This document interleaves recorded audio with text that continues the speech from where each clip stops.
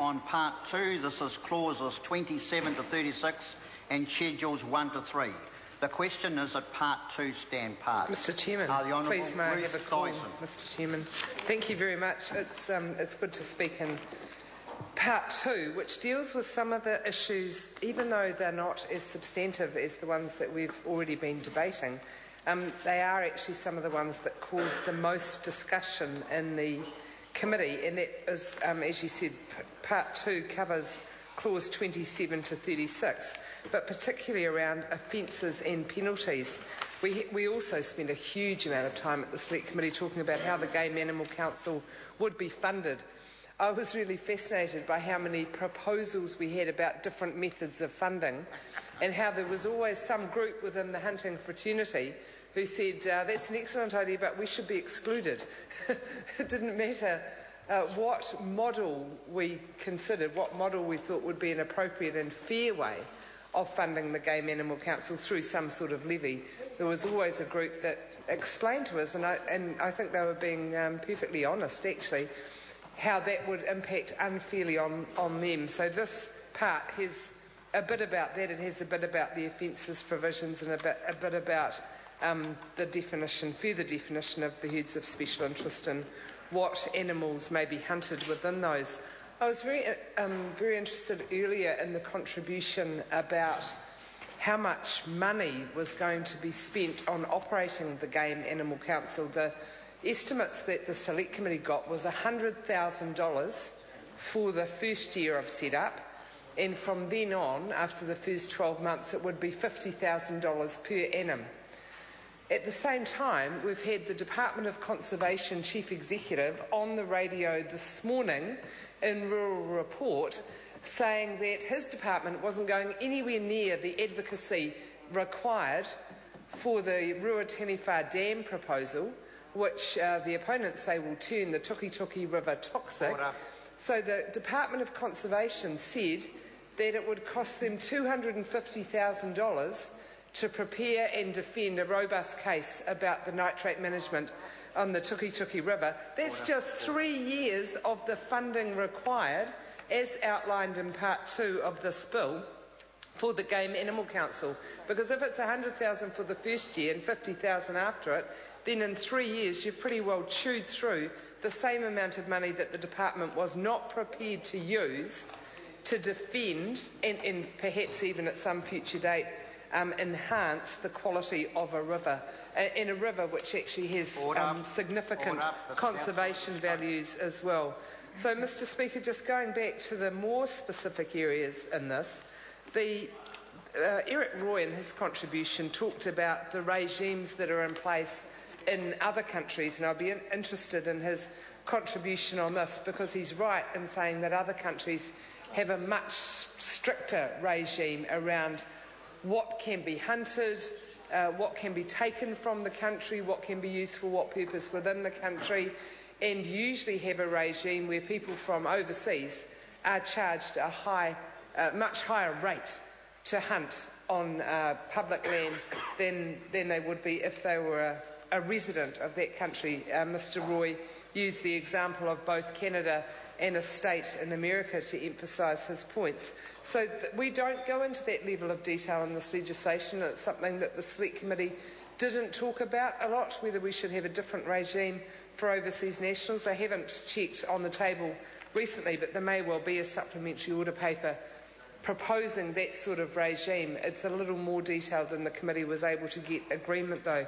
In clause 28, we talk about a person who hunts or kills any animal that is part of a herd of special interest. So that is a herd that has been designated as a herd of special interest. If they hunt or kill an animal without an authorisation, without a licence, without a permit, and without complying with the terms of that authorisation, however it's given through a licence or a permit, they then have been, they are liable to be convicted of an offence, which is then liable on summary conviction to a fine not exceeding $2,500. And I'd be very interested to hear from some of the hunters in our Parliament if they consider that that would be a high enough penalty to deter people from committing such an offence, because that's another area that the committee felt quite weak on in terms of knowing exactly what level of fine you would have to make a person say, Mr Chairman, to make a person then say, Mr Chairman, Ruth Dyson. What level of fine would you need to impose that would then deter anyone from committing that act? So if a person said, well, I'm interested in hunting, I can't be bothered getting a licence or a permit, or if I applied for one, I might not qualify. There would be reasons that they would be excluded from being granted a licence or a permit to hunt. So what's the level of fee that would make them say, uh-oh, but if I got caught, I'll be fined that amount of money? So that's exactly what Clause 28 in Part 2 is aiming to do. It's aiming to set a fine at a level that would stop people hunting or killing animals within a herd of special interest without a licence or a permit. Then go on to the next couple of clauses in this Part 2, which sort of flow on from that. We've got capturing, conveying or possessing game animals that is part of a herd. There's obviously a limited number of ways that people can be doing that, but this is different than hunting or killing. And again, we set the fee that was what we considered an appropriate level of $5,000. So if a person captures or conveys or possesses a game animal that's part of a herd of special interest without a permit or a licence, they get a fine of $5,000. And then the next one in that series of fines relating to animals that are part of a herd of special interest is the liberation of a game animal that is part of the herd of special interest, and this attracts the biggest fine in this part, and that's a fine of $50,000. So Parliament is saying that that offence is far more significant, the offence of liberating a game animal that's part of a herd of special interest, or allows any game animal that belongs to a herd of special interest to escape. That is considered by our Parliament to be the most offensive of the three offences, much more so than capturing, conveying or possessing a game animal, and even more so than hunting or killing an animal in a herd of special interest. So, Mr Chairman, I think that sometimes we go over these fines and penalties provisions quite lightly, but if you take a step back and say, why do we have them? The whole point is to create an environment where the weight of the penalty is such that it would stop somebody moving to commit the offence. It's not just an after-the-event consideration that we should punish somebody because they've committed an offence. There's also the deterrent factor in the penalty regime, and we certainly hope we've got it right. There are a few other provisions in Part 2, but Mr Chairman, those are the four main ones that I wanted to concentrate on. I do think it's an important regime for us to debate, and I hope that it carries on for another little while. Thank you, Mr Chair.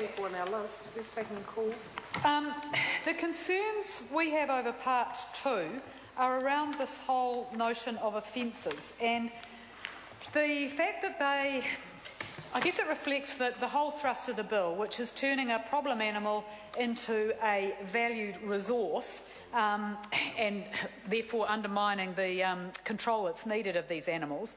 So by making it an offence to hunt or kill an animal in a herd of special interest, as Clause 28 does, potentially means that if you've got a Kiwi hunter who goes out and strays into the area which has been designated for a herd of special interest, hasn't complied with all the provisions and got the necessary authorisations that the earlier part of the bill sets up, he or she could be charged with an offence.